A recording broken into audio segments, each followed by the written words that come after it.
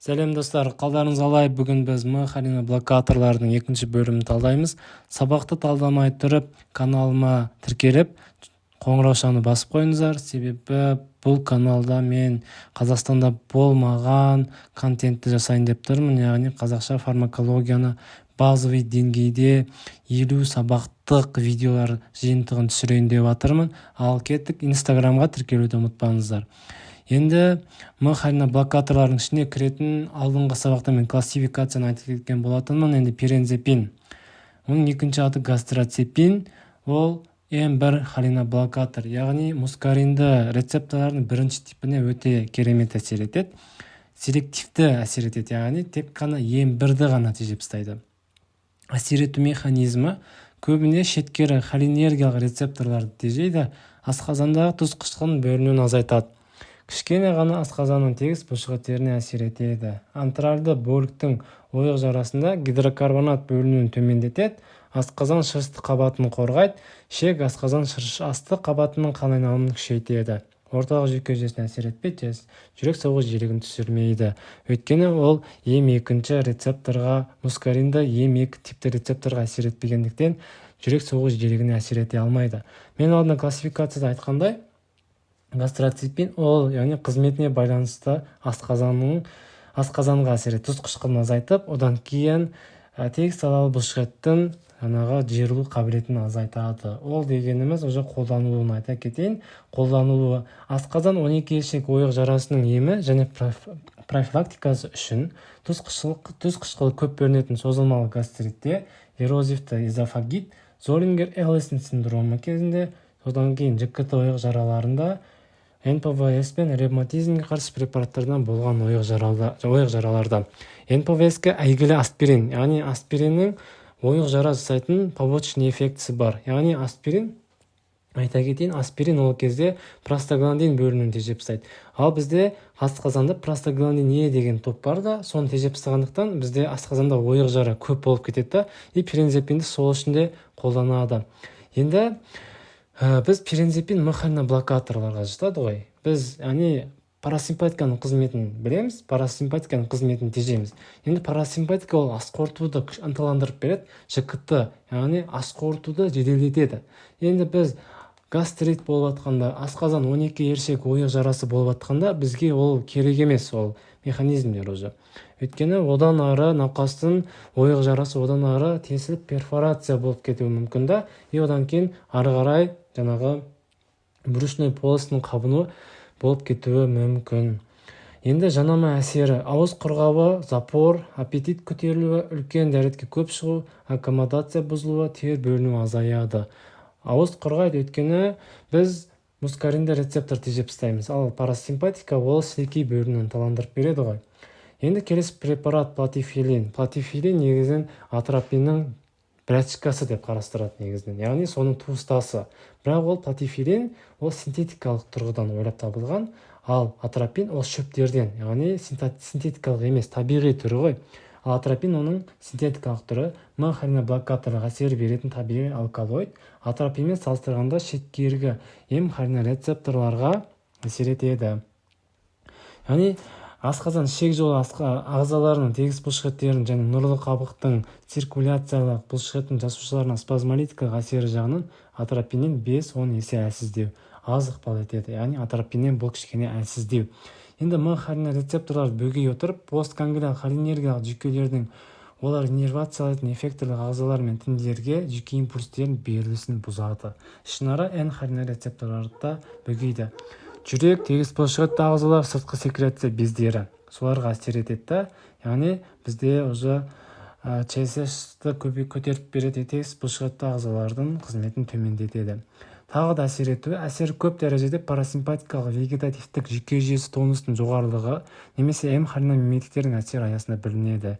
Яғни бұл жерде айтып тұрғаны, миметиктермен уланып қалғанда платифилинді берген кезде ол ацетилхолиннің қызметін төмендетіп тастайды. Атропинге қарағанда азғантай дәрежеде, әсіресе жоғары дозаларды қолданғанда тахикардия туғызады. Өйткені біз парасимпатиканы тежеп тастаймыз. Кезбе жүйкенің әсерін азайтып отырып, жүректің өткізгіштігін жақсартады, миокардтың қозғыштығын арттырады, жүректің минуттық көлемін ұлғайтады. Ганглия блокаторлық және тікелей миотроптық спазмолитикалық әсер береді, терінің ұсақ тамырларының кеңеюін туғызады. Яғни температураны түсіруге қатысады деген сөз. Енді жоғарғы дозаларда көп беріп жүрген тамырды қозғалту орталығын бәсеңдетеді және симпатикалық ганглийлерді бөгейді. Өйткені ол жаңағы N-холина рецепторларды тежеп тастайды, яғни никотиндік рецепторларды. Соның салдарынан тамырлар кеңейеді және артериялық қысым төмендейді. Негізінен көк тамыр ішіне енгізгенде бұл механизмдер жүреді екен. Тағы да енді гипокинезия кезінде өт қалтасының тонус қалыпты құрамына дейін артады, жатырдың қуықтың және несеп шығару жолдарының тегіс бұлшықеттерінің босаңсуын туғызады. Өйткені біз парасимпатиканы тежеп жатырмыз. Парасимпатиканың бүкіл қызметін білсеңіздер, бұлардың механизмін жақсы түсінесіздер. Спазмолитикалық әсер бере отырып ауру синдромын басады, кезбе-жеке тонусының артуы немесе холиномиелит туғызған бронхтардың түйілуі кезінде оның тегіс бұлшықеттерін босаңсытады. Яғни бронхообструкция кезінде бұл препаратты бере аламыз. Тыныс алу көлемін арттырады, бронх бездерінің сөнісін бәсеңдетеді. Парентеральды енгізгенде нұрлы қабықтың дөңгелек бұлшықеттерінің босаңсуы салдарынан қарашықтың кеңеюін туғызады. Яғни парасимпатика тежегеннен симпатика айтады, яғни симпатика ғана жұмыс жасайды да қарашық үлкейіп кетеді. Сонымен қатар көзшілік қысым жоғарылайды. Сосын бұл препарат глаукома кезінде болмайды және аккомодация салдану басталады. Енді платифилин қай кезде қолданамыз? Асқазан 12 ішік ойық жарасында, пилороспазм, холецистит кезінде, ішек коликасы, бүйректік колика, өт коликасында. Яғни колика дегеніміз, например, ауру деген сезім беретін, негізі тас, например, бүйректе бір тас болса, яғни ол жаңағы қатты не істейді ғой, қысылып қалған кезде қатты ауру сезім береді. Соны бүйректік колика, өт коликасы дейді, ішек коликасы, сондай өзінің колика түрлері бар. Бронхиальная астма кезінде бронхорея, альгодисменорея, церебральды артериялық спазм кезінде, ангиотрофоневроз кезінде, одан кейін артериальды гипертензия кезінде, стенокардия, көз ауруларын диагностикалауда, көз қарашығын үлкейту үшін ирит, иридоцит, кератит, көз травмалары кезінде қолданамыз. Артериальды гипертензия, стенокардияда ол жаңағы өзін жалғыз беруге болмайды. Тек қана комбинациялап қолдануға болады. Енді жанама әсерлері шөлдеу, ауыз құрғауы, ішек атониясы, қан қысымының түсуі, тахикардия, ЦНС қозуы, бас айналуы, көз қарашығының үлкеюі, аккомодация бұзылуы, бас ауруы, фотофобия, судороги, жедел психоз, зәр шығару қиындауы.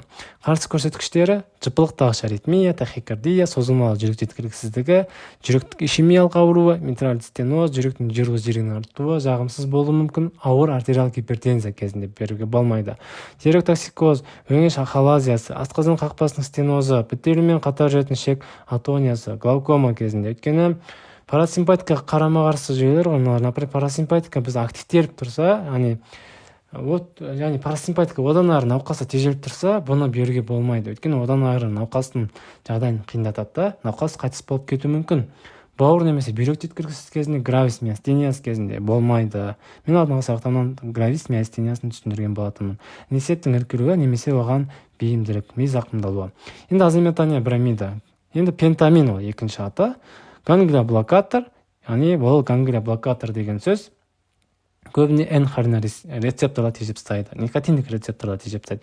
Гипотензивті артерия вена дилатацияға әсер етеді. Вегетативті гангрейде N-холина рецепторларды тежейді. N-холина рецептор тежегендіктен импульс өтуі тежеледі. Өйткені ацетилхолиннің ары қарай өтуін, импульстың өтуін бұл уже жаңағы никотиндік рецептор жұмыс жасайды. Яғни никотиндік рецептор арқылы жұмыс жасайды да. Содан қан қысымы түседі. холинергиялық нервтің импульс өтуі азайғандықтан аккомодация бұзылады, бронхтар ашылады, ЖКТ моторикасы азаяды, ЧСС артады, қуық тонусы түседі. Енді бүйрек үсті безінен адреналин, норадреналин бөліну азаяды, прессорлық жүйені тоқтатады. Яғни ЧСС азаяды, керісінше кешірім сұраймын. Көп мөлшерде бұлшықетке де әсер етеді. Көп мөлшерде берсек, біз бұлшықет әлсіздігі болуы мүмкін. Қолдану перифериялық тамырлардың спазмымен жүретін аурулар, эндоартерит, аралық хромота деген ауруларда, гипертониялық кризде, өкпе ісінуінде, ми істігінде. Яғни өзін жалғыз қолдануға болмайды. Нақты емес, комбинациялап қана қолданамыз. Анестезиологиялық практикада артериалды гипотензия жасау үшін, урологиялық практикада ер адамдарда цистоскопия жасау үшін, яғни қуықты тексеру үшін осы препарат қолданылады. Енді жанама әсерлері пульс артуы, ортостатикалық коллапс, ауыз құрғауы, көп қолданғанда ішек атониясы болады, жалпы әлсіздік, бас айналу, мидриаз, аккомодация, параличі. Қарсы көрсеткіштер глаукома, инфаркт миокардының жедел кезеңі, артериальная гипотензия, шок, бауыр бүйрек жеткіліксіздігі, феохроматома, ЦНС, дегенеративті аурулары, жоғарғы сезімталдық. Яғни дегенеративті ауруларға, например, Жанагы паркинсонизм ауруы, сондай аурулар жатат, тагы баска. Оны неврологиядан карастырып алабыз. Енді назарларыңызға көп рахмет.